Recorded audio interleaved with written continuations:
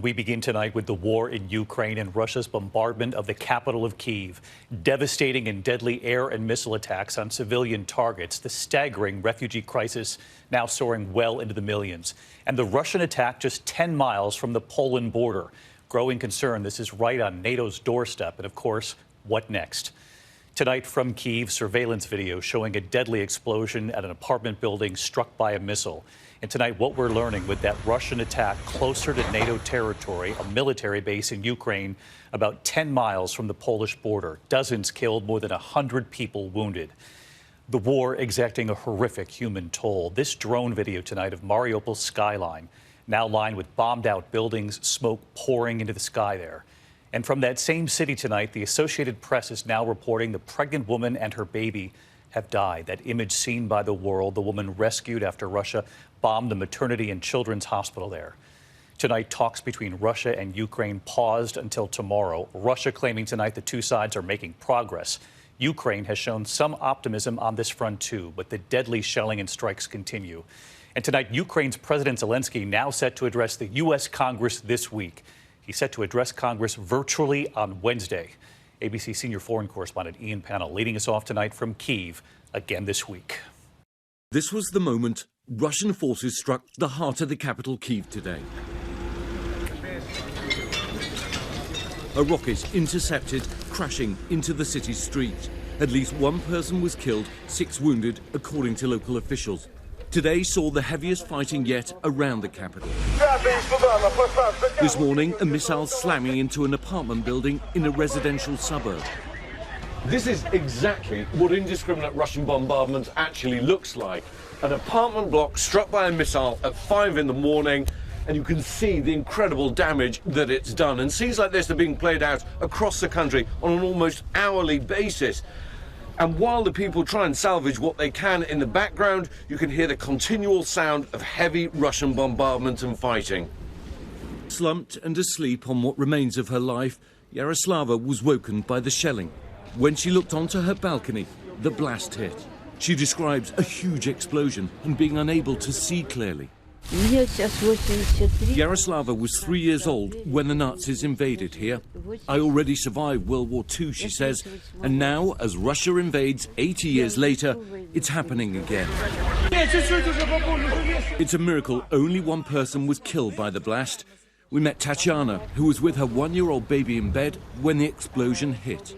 This was the family just weeks ago. Today, this is what's left of their home. Tatiana says there was a very powerful, loud explosion. My baby started yelling. I never heard in my life cries like that. I saw a huge fireball flying towards us. I grabbed the baby and ran. On the eastern outskirts of Kyiv, fierce fighting today in the same area where a Russian tank column was ambushed and forced to retreat last week. The attacks on Kyiv follow a massive missile strike on a Ukrainian base about 10 miles from the Polish border, on NATO's doorstep. At least 35 people were killed at the facility where Ukrainian troops have been trained by American and other NATO forces as recently as last month. Military experts say the Russian invasion remains stalled in many places across Ukraine. Putin's forces switching tactics to shelling towns and cities more heavily and indiscriminately. Mariupol is a vision of hell. Apocalyptic scenes of a burning skyline captured in drone images released by the Ukrainian National Guard. This is collective punishment on an industrial scale. The city's been under siege for more than a week, without power, heating and low on food and water. Officials say over 2,000 people have been killed here. And a pregnant woman rescued last week after Mariupol's maternity hospital was bombed has now reportedly died along with her unborn child. A 4th round of peace talks was held by video link today between Ukrainian and Russian officials. The talks due to resume tomorrow. This weekend, in a town just outside Kyiv, an American journalist, Brent Renault, working for Time, was killed while travelling through checkpoints to record the plight of refugees. his colleague, survived. We crossed a checkpoint and they start shooting at us. So the driver turned around and they kept shooting. And tonight, a correspondent for Fox News, Benjamin Hall, has been hospitalized after being injured while reporting just outside Kyiv. The extent of his injuries not yet known. Today, Zelensky praised the nation's fighting spirit and celebrated all those taking up arms against the Russians, saying, "Together, we will definitely win." And Ian Panel back with us again tonight from the Ukrainian capital of Kyiv. And Ian, President Zelensky urging his nation to fight on as the Russians intensify these attacks on the capital. And as you've been reporting all day, the worst the capital has seen yet.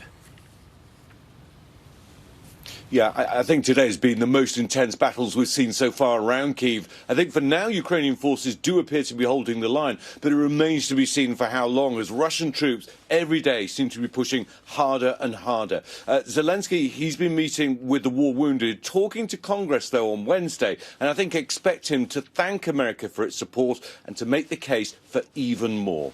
David? Ian Panel leading us off here on a Monday night. Ian, Hi, everyone. George Stephanopoulos here. Thanks for checking out the ABC News YouTube channel. If you'd like to get more videos, show highlights, and watch live event coverage, click on the right over here to subscribe to our channel. And don't forget to download the ABC News app for breaking news alerts. Thanks for watching.